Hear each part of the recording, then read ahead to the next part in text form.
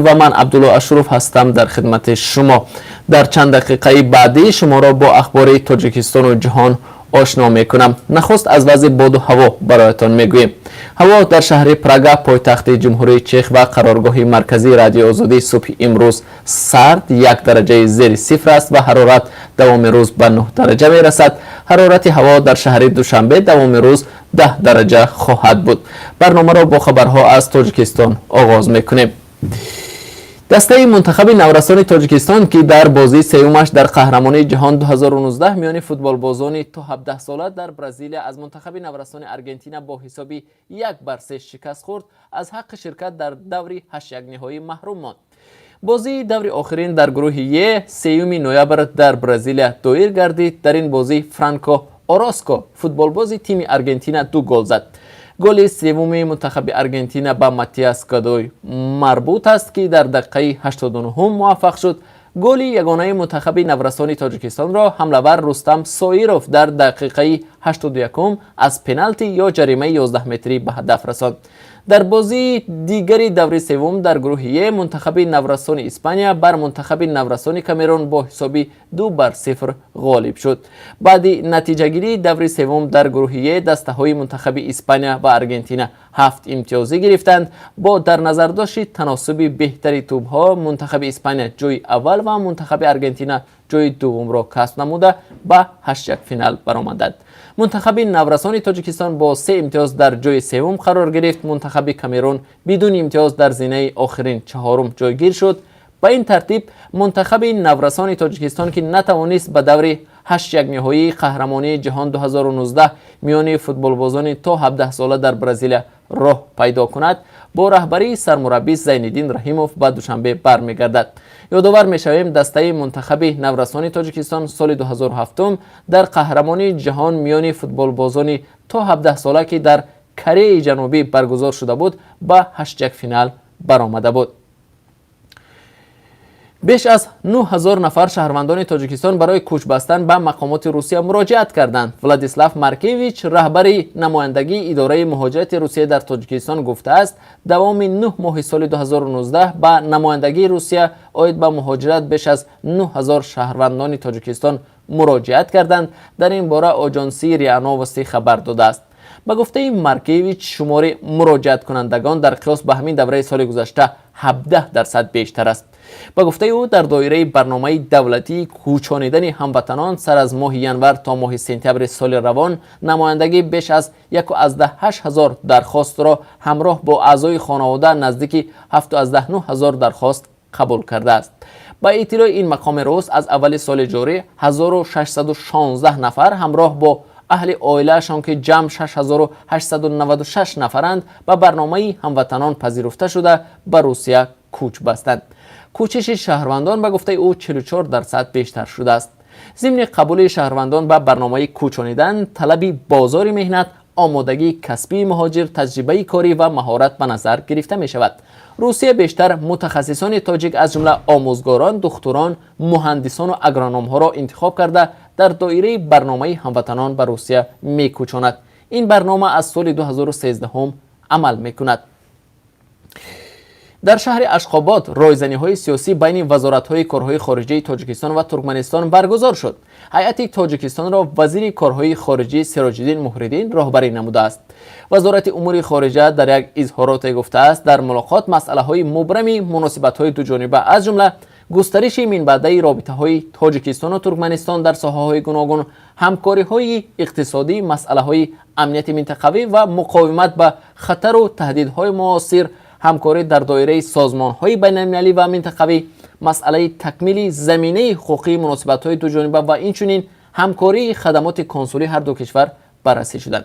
یادآور می‌شویم از تابستان سال روان ترکمنستان به طور یک جانبه روایی ماشین‌های بارکشان را طریق قلمروی خود منع کرد و رانندگان نقلیات تاجیکستان مسافه‌ای به مراتب دراز را در قلمروی آذربایجان و قزاقستان طی کرده به کشور بار می‌کشانند. مقامات گفتند در شهر خوجند مرکز ولایت سوغد تاجیکستان از خودکشی یک زن جوان پیشگیری کردند. ساکن 22 ساله ناحیه باباجان غفوروف روز 1 نوامبر خود را به دریای سیر پرتافته است. فعلا از او نام بردن نمی شود و انگیزه قصد خودکشیش هم معلوم نیست. ولی در گذشته برخی از زنان و دختران گفته بودند به سبب مشکل خانوادگی و جنجال با شوهر یا اعضای دیگری عائله مجبور شدند خود را به دریا پرتایند. مسئولان وزارت امور داخلی تاجیکستان گفتند که این زن را یک مأمور میلیسا از دریا به بیرون برآورده از خودکشی نجات داده است. جابر آدینه‌زاده 31 ساله در اداره کارهای داخلی شهر خوجند کار میکند و برای چنین رفتارش با مدال دلیری سرفراز شده است. دادستان کل تاجیکستان در ماه ایول گفته بود در 6 ماه اول سال 2019 در منطقه های گوناگون کشور 258 نفر دست به خودکشی زدند که بیش از 50 نفر آنها نابالغان بودند. سبب های اساسی خودکشی ماجرای عائلوی و مشکل اقتصادی گفته می شود. بینندگان عزیز، اگر شما خبر، عکس و یا نوار نادری دارید که می‌خواهید از آن دیگران هم آگاه شوند، پس آن را توسط پیام‌رسان‌های وایبر، واتساپ و یا ایمو به ما بفرستید. رقم تلفن ما +420 724 05 66 81 است. یادآور می‌شوم که این تلفن تنها برای گرفتن پیام‌ها است. اگر شما خبری فرستادید، ما جزئیات آن را از شما پرسان می‌شویم. حالا رو می‌آوریم به خبرها از خارجی تاجیکستان. روزنامه نیویورک تایمز گزارش می‌دهد که به عقیده منصبداران ایالات متحده آمریکا سال روان پرواز هواپیمایی را که میبایست دیپلمات نظامی آمریکا را به بیمارستان در آلمان انتقال دهند مقامات روس هدفمندانه به تأخیر گذاشتند. منصبداران آمریکایی به این عقیده‌اند که این حادثه در ماه اوگوست بخشی از فشار حکومت روسیه بالای دیپلمات‌های آمریکایی است که در روسیه ایفایی وظیفه می‌کنند. سخنگوی وزارت مدافعه ایالات متحده آمریکا در واکنش به مقاله نیویورک تایمز که 2 نوامبر به نشر رسیده است تصدیق کرد که در ماه اوگوست دیپلمات نظامی آمریکایی باید فوراً به بیمارستان در آلمان انتقال می‌یافت. این منبع تفسیرات بیشتر نداده است.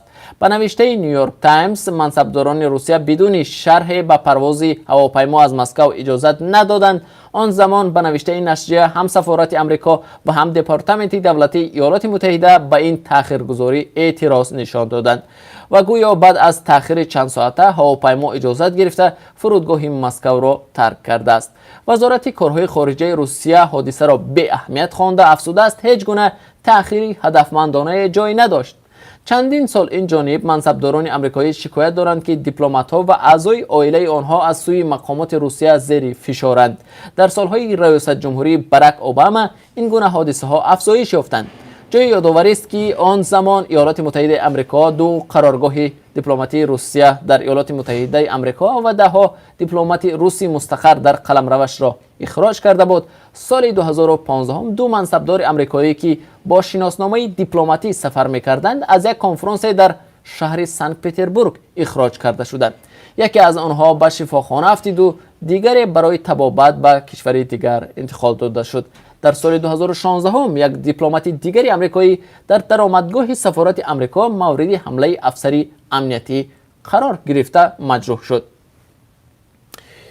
آیت الله علی خامنه‌ای رهبر عالی ایران گفت تهران در گپ خود می ایستد و با ایالات متحده آمریکا هیچ گونه مذاکرات نخواهد کرد. خامنه‌ای 3 نوامبر در آستانه 40 سالگی حمله به سفارت آمریکا در تهران با واسطه تلویزیون دولتی در این باره اظهار نظر کرد.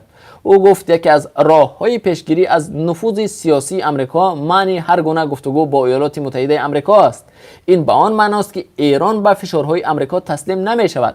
خامنه‌ای افزود کسانی که مذاکرات با ایالات متحده را به عنوان راه حل مشکلات می‌بینند مطمئن باشند که خطا می‌کنند. مناسبت تهران و واشنگتن بعد از آن بعد شد که دونالد ترامپ رئیس جمهوری آمریکا از سازش هسته‌ای سال 2015 قدرت‌های جهان با ایران خارج شد و بر ضد این کشور تحریم‌های اقتصادی جاری کرد. روز 4 نوامبر سال 1979 پس از چند ماه انقلاب اسلامی در ایران دانشجویان به بینای سفارت آمریکا در تهران هجوم کرده 52 دیپلمات را گروگان گرفتند. آنها طلب کردند که آمریکا محمد رضا شاه پهلوی شاه آخرین ایران را به تهران تسلیم کند. پهلوی از حمایت آمریکا برخوردار و آن زمان در بیمارستان در ایالات متحده بستری بود.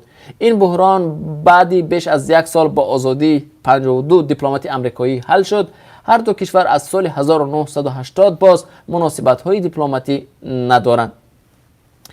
بینندگان عزیز، در پایان این نشر خبر با درخواست شما همچنان نظری داشتیم به قرب ارز خارجی در تاجیکستان. طبق قرب اسعاری که بانک ملی تاجیکستان امروز تعیین کرده است، $1 آمریکایی 9 سومانی و 69 درم، 1 یورو 10 سومانی و 79 درم و 1000 روبل روسی 151 سومانی ارزش دارد. اینجا رسیدیم به پایان این نشر نویدی بامدادی. برنامه‌های نو و جالبی ما دوام روز تقدیم شما میشوند. ما را همراهی کنید.